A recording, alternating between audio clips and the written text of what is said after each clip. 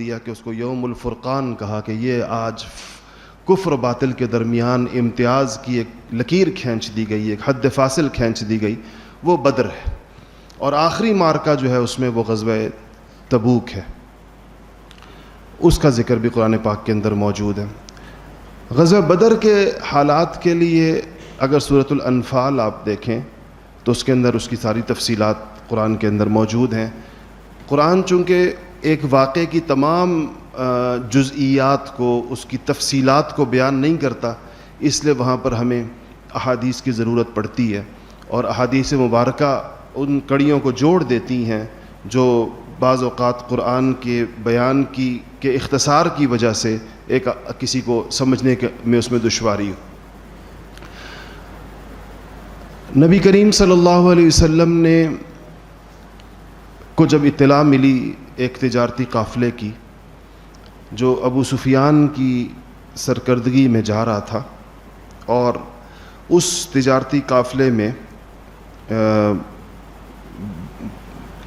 مشرکین مکہ کا بہت زیادہ مال اس میں شامل تھا، اس کا حساب جو دینار اس میں تھے اور جتنا اس کے اندر سرمایہ تھا، سیرت نگاروں نے اس کی تفصیلات بھی بیان کی ہیں، تو سینکڑوں کلو سونا جو ہے اتنے دینار بنتے ہیں جس کی مقدار اس قافلے کے پاس تھی۔ تو آپ صلی اللہ علیہ وسلم نے اس قافلے کو جب یہ جا رہا تھا شام کی طرف تب بھی اس کا پیچھا کیا تھا، لیکن یہ نکلنے میں کامیاب ہو گیا تھا، اور پھر جب یہ واپس آ رہا تھا تب آپ نے حضرات صحابہ کو بتایا تھا کہ یہ ابو سفیان کا تجارتی قافلہ واپس آ رہا ہے۔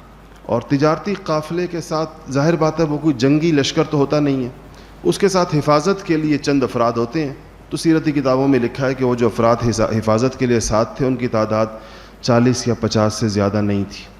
اب ایک تجارتی قافلہ جس کے 40 یا 50 محافظین ہیں، ان پر حملہ کرنے کے لیے صحابہ کرام حضور اکرم صلی اللہ علیہ وسلم کی سربراہی میں مدینہ سے نکلے تھے۔ یہ کوئی جنگ نہیں تھی باقاعدہ، یا آپ یوں کہہ سکتے ہیں یہ ایک چھاپہ مار کارروائی تھی، ایک ایسی کارروائی جس میں مقابل کوئی بہت بڑا لشکر نہیں تھا۔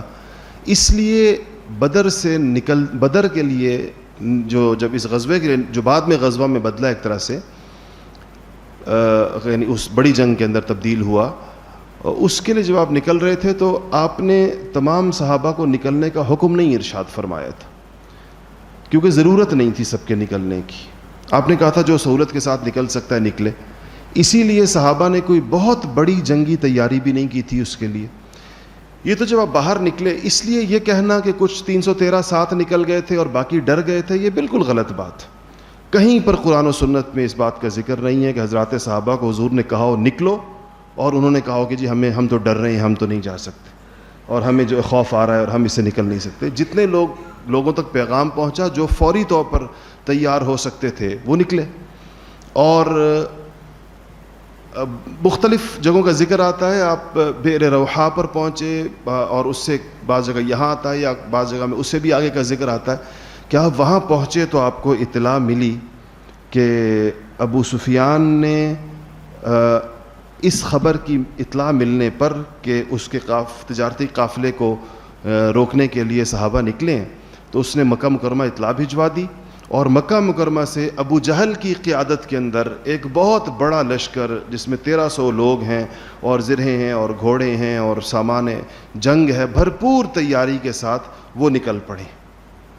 اب دیکھیں کہ نکلے جس کے لیے تھے اس سے کہیں زیادہ بڑا مسئلہ ایک اور یہ سامنے آ گیا کہ اب ابو جہل کے لشکر کی اطلاع ملی کہ وہ نکل پڑا ہے اور اتنی بھرپور جنگی تیاری کے ساتھ نکلا ہے۔ یہاں رسول اللہ صلی اللہ علیہ وسلم نے حضرات صحابہ سے مشورہ کیا اور کہا کہ اب یعنی بتاؤ کہ ہم لوگ نکلے تو اس خیال سے، اور اس خیال سے نکلے تھے، یہ ہمیں نہیں پتا تھا کہ یہ صورتحال ایک دم چینج ہوگی، سچویشن ایک دم تبدیل ہوگی۔ تو آپ نے صحابہ سے مشورہ کیا، اور حضرات صحابہ نے جس شجاعت کا، جس بہادری کا، جس مردانگی کا اور جس دلیری کا ثبوت دیا وہ حدیثی کتابوں کے اندر ان کے بیانات ریکارڈڈ ہیں، ڈاکومنٹڈ ہیں، موجود ہیں۔ جب آپ صلی اللہ علیہ وسلم نے یہ فرمایا، مشورہ طلب کیا کہ تمہارا کیا خیال ہے کہ ہم بھی مزید آگے جا کر ابو جہل کے اس لشکر سے بھڑ جائیں یا ہم کوئی دفاعی حکمت عملی اختیار کریں, ہم جس مقصد کے لیے نکلے تھے وہ تو شاید بچ نکلنے میں کامیاب ہو گیا ابو سفیان کا لشکر. تو آپ نے جیسے ہی یہ چیز صحابہ کے سامنے رکھی, سب سے پہلے وہی کھڑے ہوئے جو ہر چیز میں سب سے آگے رہے, یعنی سیدنا ابوبکر صدیق رضی اللہ تعالیٰ عنہ. سب سے پہلے وہ کھڑے ہوئے اور کہا کہ یا رسول, تقریر فرمائی کہ یا رسول اللہ ہم آپ کے ساتھ ہیں, اور جہاں جو فیصلہ بھی آپ فرمائیں گے ہم اس میں آپ کے ساتھ ہیں. اس کے بعد آپ نے وہ بیٹھے تو عمر فاروق رضی اللہ تعالیٰ عنہ کھڑے ہوئے. عمر فاروق رضی اللہ تعالیٰ عنہ نے بیان فرمایا اور بڑی اس کے ساتھ, تو آپ نے اس کے بعد وہ تشریف فرما ہوئے.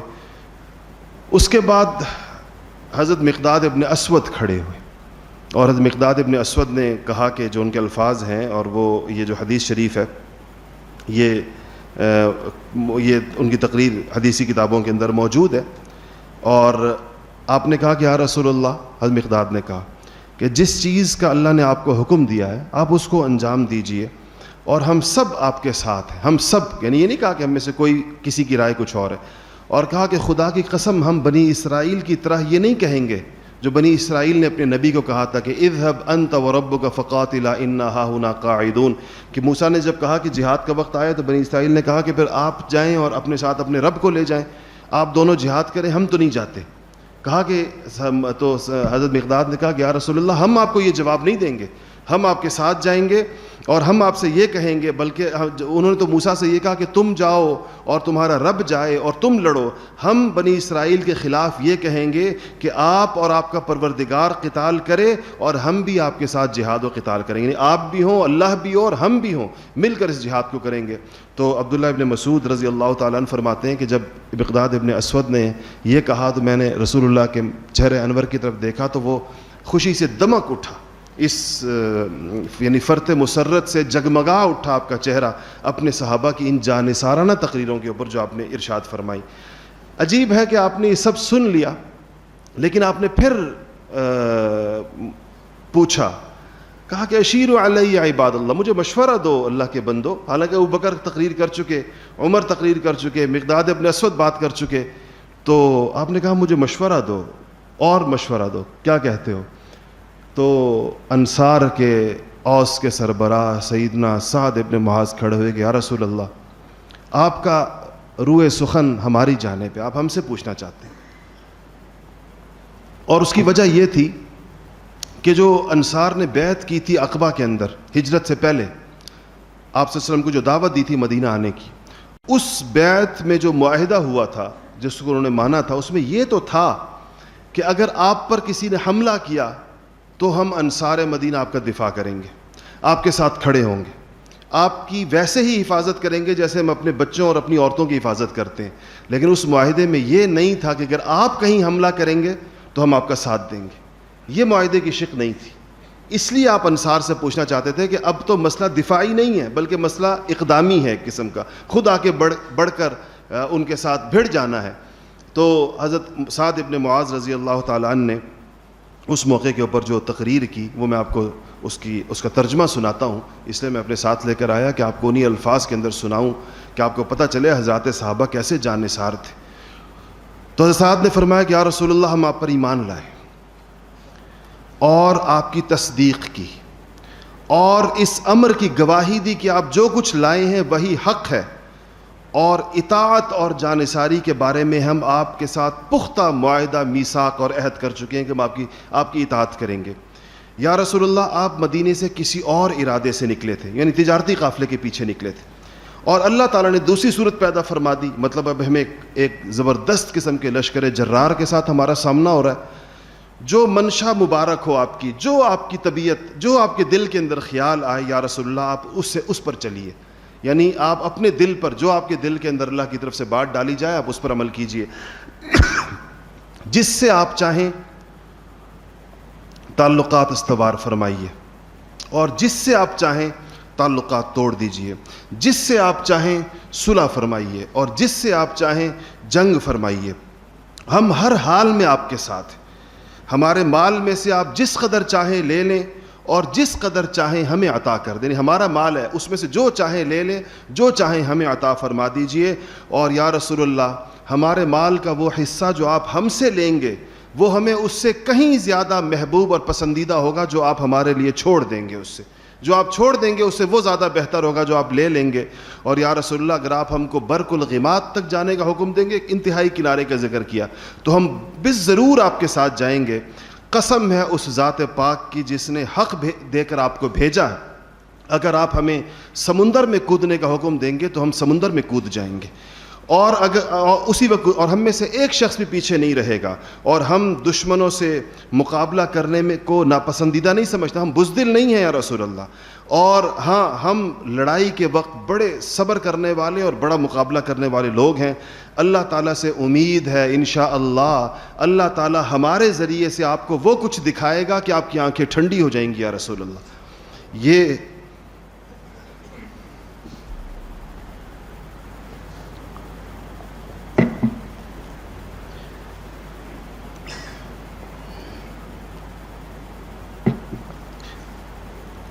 دیکھیں, یہ جانثارانہ تقریریں ہیں صحابہ کی, اور کا ذکر بھی آیا ہے.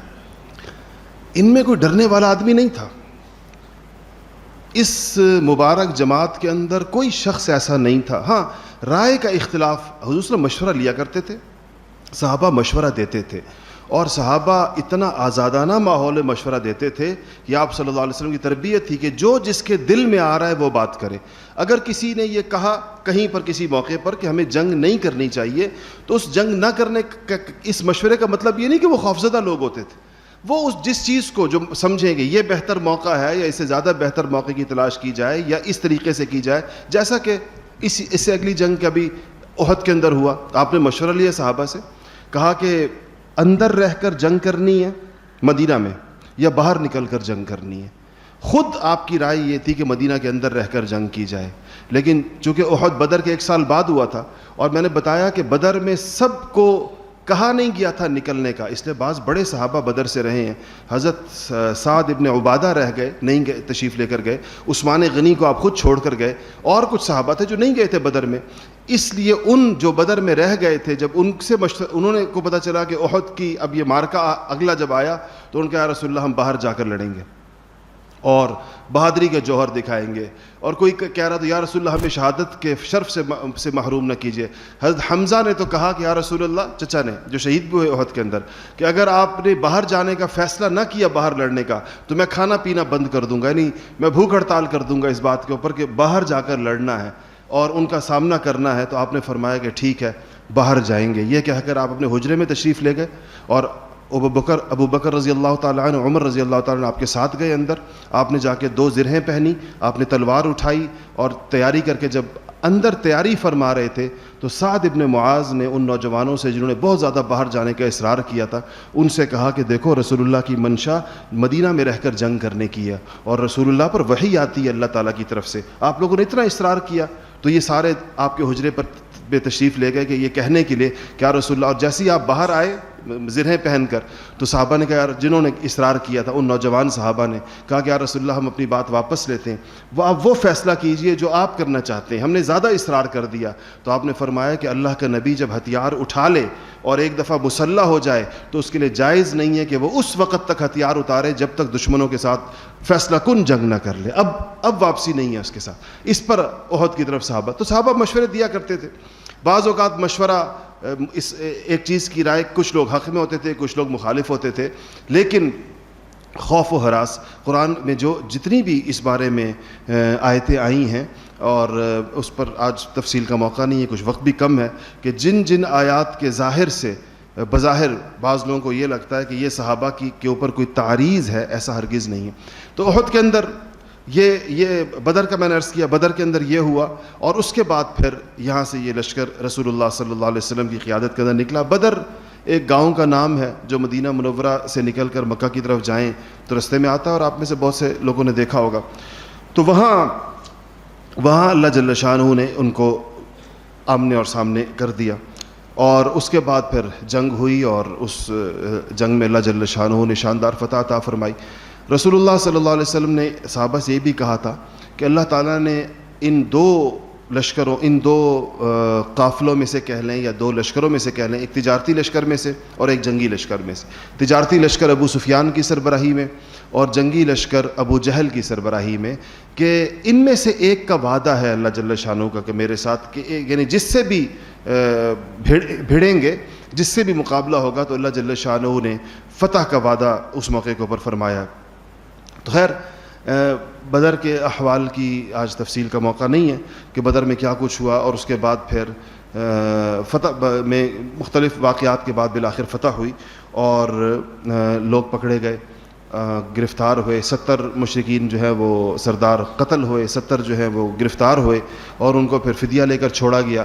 اور اس فدیے پر بھی چونکہ صحابہ کی رائے یہ ہوئی کہ فدیہ لیا جائے تو فدیہ لیا گیا، یعنی مالی معاوضہ لیا گیا ان سے. اور اس پر اللہ جل شانہ نے وہ آیتیں نازل فرمائیں جس کے اندر یہ کہا گیا کہ پیسے لینے کی بجائے جو حضرت عمر فاروق کی رائے تھی کہ ان سب کو قتل کیا جائے، وہ زیادہ بہتر رائے تھی. اللہ جل شانہ نے حضرت عمر کی رائے کو پسند فرمایا، لیکن چونکہ چیز صحابہ کے مشورے سے طے ہوئی تھی اس لیے کوئی اس کے اوپر جو ہے وہ اللہ تعالیٰ کی طرف سے کوئی عتاب یا ناراضگی کا وہ نہیں ہوا. یہ تو تھی بدر کی کچھ تفصیلات. اس کے بعد میں نے عرض کیا کہ شوال کا مہینہ ہے اور آج 10 شوال ہے تو اور 1440 ہجری ہے، تو اس کا مطلب ہے کہ آج سے 3 ہجری کو یہ ہوئی ہے، تو آج سے ٹھیک 1437 سال پہلے اسی تاریخ کو، جو کل کا دن ہے 11 بنے گا، اور ویسے بعض سعودی عرب وغیرہ میں شاید آج 10 شوال ہو، تو اتفاق سے جمعہ بھی تھا اور 10 شوال بھی تھی. اس پہ جو ہے وہ یہ لوگ احد کے لیے یہ نکلے لڑائی کے لیے، اور اس کی وجہ یہ تھی کہ سارا کا سارا بدر کا وہ جو ابو سفیان کا تجارتی قافلہ تھا وہ مدینہ پہنچ گیا تھا اور اس میں مکہ مکرمہ پہنچ گیا تھا، اور وہاں ان لوگوں نے بہت بڑا مال کمایا تھا اس تجارت سے. اور اس میں طے یہ ہوا تھا کہ جس بندے کا جو انویسٹمنٹ تھی، جتنی جو اس کا کیپٹل تھا، وہ اس کو واپس ملے گا، اور جتنا بھی پروفٹ ہوا ہے سارا کا سارا وہ سارا جنگ کے اندر استعمال کیا جائے گا. وہ جو ابو سفیان کے تجارتی قافلے کا منافع تھا اور بہت بڑا منافع تھا، وہ سارا کا سارا اس کا فنڈ اکٹھا کر لیا گیا، اور یہ طے ہوا کہ اس پر مسلمانوں کے ساتھ ایک فیصلہ کن جنگ ہوگی. اور اس جنگ میں مشرکین نے اپنے ساتھ عورتیں بھی رکھیں. عورتیں رکھنے کا 2 مقصد تھا. ایک مقصد یہ تھا کہ یہ جوش دلائیں گی. عورتوں کے تانوں سے چونکہ مرد ڈرتے ہیں اور اس سے ان کو اپنی غیرت کے خلاف لگتا ہے، تو اگر کہیں کوئی بزدلی دکھائے تو عورتوں کے تانے کے خوف کی وجہ سے وہ بہادری دکھائے گا. ایک مقصد تو عورتوں کے رکھنے کا یہ تھا. دوسرا مقصد یہ تھا کہ وہ اشعار گا کر حوصلے بڑھائیں گی. اور تیسرا مقصد یہ تھا کہ جب کوئی بھاگنے کا سوچے گا اور جنگ سے فرار کا سوچے گا تو اس کو خیال آئے گا کہ ہماری عورتیں دشمن کے ہاتھ لگ جائیں گی، کیونکہ وہ تو نہیں بھاگ سکتے جس طرح مرد بھاگتے ہیں، تو اس لیے بھی یہ چیز بھی جنگ سے بھاگنے کے لیے روکنے کا سبب ہوگی. تو احد سے وہ لوگ نکلے.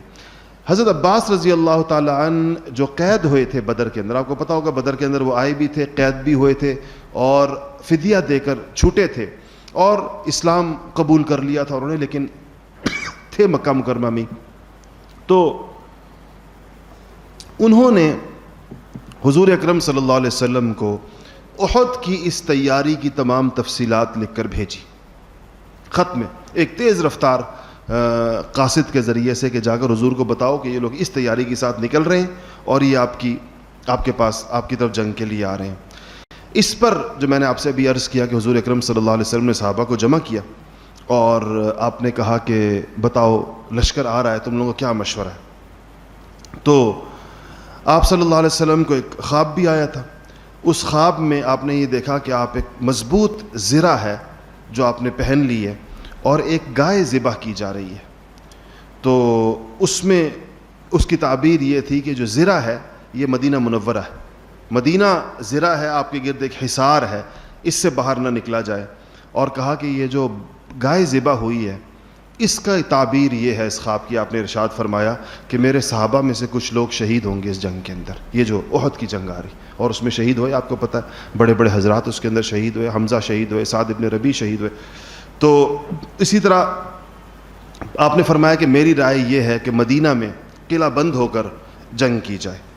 تو جب آپ نے یہ فرمایا، لیکن آپ کی عادت تھی کہ آپ صحابہ سے مشورہ بھی کرتے تھے، اور مشورہ ہر ایک کو اپنی رائے دینے کی آزادانہ اجازت ہوتی تھی. مشورہ کہتے ہی اس کو ہے. مشورے کا مطلب یہ نہیں کہ ایک بندہ کوئی بات کرے تو سب اس کی تائید کر دیں, دل میں آ رہا ہو یا نہ آ رہا ہو, اور کہیں کہ آپ ٹھیک کہہ رہے ہیں. جس طرح ہمارے ہاں مشورے ہوتے ہیں تو جو کسی کا لیڈر ہوتا ہے, جو کسی کا بڑا ہوتا ہے, وہ پہلے ایک بات کر دیتا ہے, سب لوگ اس کی ہاں میں ہاں ملاتے چلے جاتے ہیں, اور جو ہاں میں ہاں نہ ملائے اس کو جو ہے وہ برا سمجھا جاتا ہے, دشمن سمجھا جاتا ہے, یا کم سے کم اس کو نافرمان سمجھا جاتا ہے, باغی سمجھا جاتا ہے. حضرات صحابہ کے مشورے کھل کر ہوا کرتے تھے, ہر ایک اپنی اپنی رائے دیتا تھا. تو اس میں نے صاحب یہ عرض کیا کہ صحابہ کی رائے یہ ہوئی کہ کچھ صحابہ کی کہ باہر جا کے لڑنا چاہیے, اور اسی بنیاد پر آپ نے ان کی آپ خیال رکھتے تھے اور جذبات کا خیال رکھتے تھے, مشوروں کا خیال رکھتے تھے, تو آپ نے اس کے اوپر باہر نکلے. ادھر سے ایک جگہ آئی جہاں پر آپ کو پتہ ہے کہ یہ وہی جنگ ہے, یہ جو احد ہے, جس میں نوجوان صحابہ کے لیے جب آپ شیخین ایک جگہ تھی, مدینہ سے تھوڑا باہر ہے, شیخین ایک مقام ہے اور آج بھی اسی نام سے ہے. یہاں پہنچ کر آپ نے کہا کہ لشکر کا جائزہ لیا جائے, جو لوگ نوعمر ہیں, چھوٹے ہیں, ان کو واپس کر دیا جائے. تو جب آپ یوں لشکر کا جائزہ لے رہے تھے تو چھوٹے صحابہ کے ظاہر ہے قد چھوٹے تھے, بچے تھے, تو وہ اپنے قدوں کو اونچا کرنے کے لیے اپنے پنجوں کے بل کھڑے ہو گئے تاکہ ہمارے کندھے اونچے نظر آئیں, تو اپنے آپ کو اونچا کرنے کے لیے. تو جب آپ نے دیکھا کچھ لوگ پنجوں کے بل پر کھڑے ہوئے, تو اس موقع پر 17 صحابہ آپ کے سامنے ایسے پیش کیے گئے جن کو نبی کریم صلی اللہ علیہ وسلم نے چھوٹا قرار دے کر واپس کیا یہاں سے, یعنی جنگ میں نکل آئے تھے. یہ اتنے بہادر لوگ, کیا عمریں ہوں گی ان کی جن کو دیکھیں نابالغ قرار دے کے, مطلب 14-15 سال کا بچہ بھی بالغ ہو جاتا ہے. آپ نے ان صحابہ کو نابالغ قرار دیا, اتنی چھوٹی عمروں کے لوگ باہر نکلے تھے. اور انہوں نے انہی میں ایک رافع ابن خدیج تھے, یہ جو پنجوں کے بل کھڑے ہو گئے, آپ نے ان کو اجازت دے دی. اس کے بعد جب آپ کچھ اور صحابہ تھے, تو ایک صحابی سمورہ ابن جندب تھے, یہ بھی چھوٹے صحابہ میں تھے جن کو واپس کیا جا رہا تھا. تو جب انہوں نے دیکھا کہ رافع کو اجازت مل گئی, رافع اور یہ ہم عمر تھے, تو رافع تو پنجے کے بل کھڑے ہو گئے. شاید اس وجہ سے یا ان کے جذبے کو, آپ نے یہ بھی رافع کے بارے میں فرمایا تھا کہ یہ بہت اچھا تیر انداز ہے, اس لیے اس کو اجازت دینی چاہیے. تو جب وہ ان کو رافع کو اجازت مل گئی تو سمورہ حضور اکرم صلی اللہ علیہ وسلم کے پاس آیا اور کہا کہ یا رسول اللہ, مجھے واپس کیا جا رہا ہے اور رافع کو اجازت ملی ہے, مطلب ہم دونوں ہم عمر ہیں, ہماری عمریں ایک جیسی ہیں, تو آپ یوں کریں کہ میری اور رافع کی کشتی کرائیں, اگر میں رافع کو پچھاڑ دوں تو پھر مجھے بھی اجازت ملنی چاہیے جانے کی. آپ نے کہا ٹھیک ہے, اور رافع اور سمورہ کی کشتی ہوئی, اور پہلے ہی وار کے اندر سمورہ نے رافع کو اٹھا کے نیچے کیا, اور حضور نے فرمایا کہ چلو سمورہ کو بھی اجازت ہے, یہ بھی اب جنگ میں جا سکتے. یہ اتنے بہادر لوگ تھے, یہ اتنا بہادر مجمع تھا, اور جانثار تھے رسول اللہ صلی اللہ علیہ وسلم کے. اور جب آپ وہاں پر گئے, جو اگلی بات جس کا اس کے ساتھ تعلق ہے, اور وہ یہ کہ حضور کی نافرمانی نہیں کی تھی گھاٹی سے اترنے والوں نے. دیکھیں اس کو کہتے ہیں وہ جو چوٹی ہے جس کو جبل الرمات کہتے ہیں, وہاں حضور اکرم صلی اللہ علیہ وسلم نے جب فوجیں بنائیں, یعنی صفیں بنائیں, تو آپ نے وہاں پر ایک صحابی کو, عبداللہ ابن جبیر رضی اللہ تعالیٰ عنہ کو 50 صحابہ کا دستہ دے کر اوپر تعینات کیا, اور کہا کہ تم لوگ کسی صورت کے اندر نیچے نہ اترنا, چاہے ہمیں فتح ہو یا ہمیں شکست ہو, تو تم لوگ اوپر رہنا. اور جب پہلے مرحلے میں احد کے اندر مشرکین کو شکست ہو گئی اور وہ بھاگ گئے, تو ان لوگوں نے حضرت عبداللہ ابن جبیر سے کہا کہ حضور اکرم صلی اللہ علیہ وسلم کا منشا پورا ہو گیا. آپ نے فرمایا تھا تم کبھی نیچے نہ اترنا جب تک یعنی جنگ کے درمیان جو فتح شکست ہوتی ہے اس دوران نہ اترنا. اب تو جنگ ہی ختم ہو گئی ہے, اب تو ہم اتر سکتے ہیں نیچے. اور جب جنگ ختم ہو چکی ہے, وہ لوگ بھاگ چکے ہیں, تو عبداللہ ابن جبیر نے کہا کہ نہیں, ہم وہ جو امیر تھے, کہا ہم کسی صورت نہیں اتریں گے. حضور نے فرمایا تھا نہیں اترنا. انہوں نے کہا کہ حضور کا مقصد یہ نہیں تھا. اس کو کہتے ہیں اجتہادی خطا, یعنی بات سمجھنے کے اندر دو رائے ہونا. تو انہوں نے کہا کہ حضور کا مقصد پورا ہو گیا. یہ تھوڑی انہوں نے کہا عبداللہ ابن جبیر کو کہ ہم نعوذ باللہ حضور کی نہیں مانتے اور ہم نیچے اتر رہے ہیں. تو وہ نیچے اترے اور ان کے نیچے اترنے کے بعد 10 لوگ اوپر رہ گئے. عبداللہ ابن جبیر نے خود اترنے سے انکار کر دیا جو امیر تھے. 10 لوگ ان کے ساتھ رہ گئے, باقی 40 نیچے اتر آئے. اس پر حضرت خالد ابن ولید جو اس وقت تک مسلمان نہیں ہوئے تھے اور اپنی جنگی بہترین حکمت عملی کا اور اسٹریٹجی کا مظاہرہ کیا. انہوں نے جب دیکھا کہ لوگ نیچے اترے, وہ دوسری طرف سے گھوم کر پیچھے سے آئے اور انہوں نے حملہ کیا. ان 10 لوگ وہاں شہید ہوئے, پھر نیچے اترے, پوری جنگ کا پانسا پلٹ دیا خالد ابن ولید نے. تو اس کو اجتہادی خطا کہتے ہیں. اس پر ان پر کوئی عتاب بھی نازل نہیں ہوا. نہ رسول اللہ نے یہ فرمایا کہ ان لوگوں کی شہادت قبول نہیں ہوگی اس لیے کہ وہ نیچے اتر آئے تھے. یہ بالکل اس طرح ہے جس طرح کہ غزوہ خندق کے فوراً بعد بنو قریظہ کا غزوہ پیش آیا. آپ پہنچے تھے خندق کے بعد, اتنے طویل محاصرے کے بعد تھکے ہارے, تو جبرائیل امین آئے اور کہا کہ اسی دن کہا رسول اللہ آپ نے ہتھیار اتار دیے. خندق سے واپسی ہوئی تھی, فرشتوں نے تو ہتھیار نہیں اتارے ابھی, اور اللہ تعالیٰ یہ چاہتے ہیں کہ آپ جا کر بنو قریظہ کو جو یہودیوں کا قبیلہ ہے ان کو ان کی عہد شکنی کی سزا دیں, ان سے اب جہاد ہے. تو آپ نے صحابہ سے کہا کہ نکلو. آپ سوچیں اتنا خندق کے اگر حالات آپ کو پتہ ہو, غزوہ خندق کے جس کو غزوہ احزاب کہتے ہیں, تو سخت ترین مشکلات کے بعد صحابہ واپس آئے تھے. اللہ نے غیبی ہوائیں بھیج کر مشرکین کو اٹھایا تھا اس محاصرے سے جو انہوں نے مدینہ کا کیا ہوا تھا کئی دنوں کے بعد, اور صحابہ اس میں بہت تھک گئے تھے اور بھوک بھی تھی, معاشی بدحالی بھی تھی. ابھی پہنچے ہیں اپنے گھروں میں, مدینہ میں واپس گھروں کو پہنچے ہیں کہ جبرائیل امین آئے کہ ابھی اگلا غزوہ کے لیے نکلیں. تو حضور نے صحابہ سے کہا کہ نکلو, اور تم میں سے کوئی شخص بھی یعنی عصر کی نماز سے پہلے کوئی اثر نہ پڑے جب تک وہ بنو قریظہ نہ پہنچ جائے. مطلب یہ تھا کہ عصر سے پہلے بنو قریظہ پہنچ جاؤ. صحابہ نکلے, عصر کی نماز کا وقت رستے کے اندر ہو گیا اور عصر کی نماز کا وقت ختم ہونے لگا. تو صحابہ کی ایک جماعت نے کہا کہ حضور کا مقصد یہ نہیں تھا کہ نماز قضا کرو, حضور کا مقصد یہ تھا کہ عصر سے پہلے پہنچنے کی پوری کوشش کرو, ہم نماز پڑھتے ہیں یہاں. دوسری جماعت نے کہا نہیں, حضور نے کہا تھا کہ عصر نہیں پڑھو جب تک تم بنو قریظہ نہ پہنچو. اب 2 رائے تقسیم ہو گئی. آدھوں نے نماز پڑھی, انہوں نے کہا حضور کا مقصد یہ نہیں تھا. آدھوں نے نہیں پڑھی, انہوں نے کہا حضور کے الفاظ یہ ہیں کہ نہیں پڑھو نماز جب تک تم بنو قریظہ نہ پہنچو. اور آدھوں نے نماز پڑھی, آدھوں نے نہیں پڑھی. حضور کے پاس گئے, کہا رسول اللہ آپ نے یہ فرمایا تھا, انہوں نے نماز نہیں پڑھی, ہم نے پڑھی. آپ نے کہا دونوں نے ٹھیک کیا. جس نے یہ سمجھا اس نے اپنی طرف یعنی اس کی سمجھ, اپنی سمجھ کے مطابق اس نے فیصلہ کیا. جنہوں نے پڑھ لی حالانکہ حضور کے الفاظ یہ تھے کہ نہ پڑھو, فرمایا انہوں نے بھی ٹھیک کیا. تو اب یہ اجتہادی آراء ہوتی ہیں, اس کو اجتہادی آراء کہتے ہیں کہ حضور کی بات کا منشا سمجھنے کے اندر کہ آپ کا مقصد کیا تھا, اس میں 2 آراء ہو سکتی ہیں, 3 آراء ہو سکتی ہیں. اس طرح کی چیزیں تو حضرات صحابہ سے ہوتی ہیں. صحابہ حضور کی نافرمانی نہیں کرتے, اور صحابہ حضور جانتے پوچھتے ہوئے حضور کی حکم عدولی نہیں کرتے. یہ وہ جماعت اللہ پاک دیکھیں. آخری بات اس پہ کرتا ہوں کہ حدیث شریف میں آتا ہے کہ اللہ جل شانہ فرماتے ہیں کہ حضور کہ اللہ تعالیٰ نے ساری کائنات کے قلوب پر, دلوں کے اوپر نگاہ ڈالی, تو رسول اللہ صلی اللہ علیہ وسلم کے قلب مبارک کو پوری کائنات کے دلوں کے اندر سب سے اعلیٰ اور عرفہ پایا. تو اللہ پاک نے ان کو اپنے لیے خاص کر لیا کہ میرے حبیب ہوں گے, حبیب اللہ ہوں گے. اور پھر اللہ پاک نے جب پوری کائنات کے قلوب کے اوپر نگاہ ڈالی تو حضرات صحابہ کے قلوب کو سب سے زیادہ پاکیزہ اور اعلیٰ و عرفہ پایا. تو ان کا انتخاب فرمایا کہ یہ رسول اللہ کے ساتھی ہوں گے, یہ حضور کی جماعت ہوگی جس کے ذریعے سے اللہ پاک پوری دنیا کے اندر دین کو اٹھائیں گے. ان کے بارے میں کوئی بات کرتے ہوئے, کوئی رائے دیتے ہوئے, کوئی تبصرہ کرتے ہوئے, چاہے بے شک اچھی نیت کے ساتھ ہو, میں کسی کی نیت پر حملہ نہیں کرتا, نہ کسی کی نیت کے بارے میں فیصلہ کرتا ہوں, لیکن یہ بنیادی علم ہے کہ ہمیں بزرگ شخصیات کے بارے میں, مقدس ہستیوں کے بارے میں, جن کے بارے میں قرآن و سنت کہ الفاظ اتنے عالی شان ہوں کہ اللہ جن کو رضی اللہ عنہم ورضوا عنہ کے سندیں دیتے ہوں, تو ہمیں زبان سنبھال کے بات کرنی چاہیے. اور جو جتنے بڑے منصب پر ہو اس کو اتنی زیادہ زبان سنبھال کے بات کرنی چاہیے.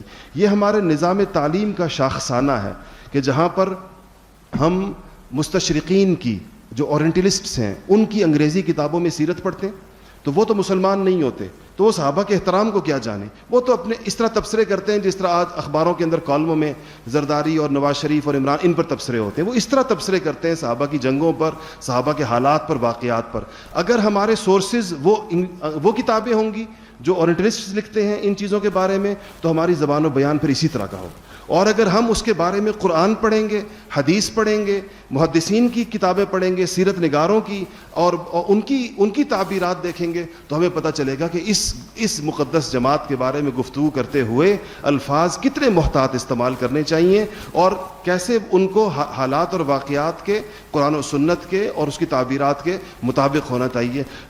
اللہ جل شانہ ہم سب کو درست اور صحیح علم بھی عطا فرمائے اور بولنے کا صحیح سلیقہ بھی عطا فرمائے۔ وآخر دعوانا الحمدللہ رب العالمین۔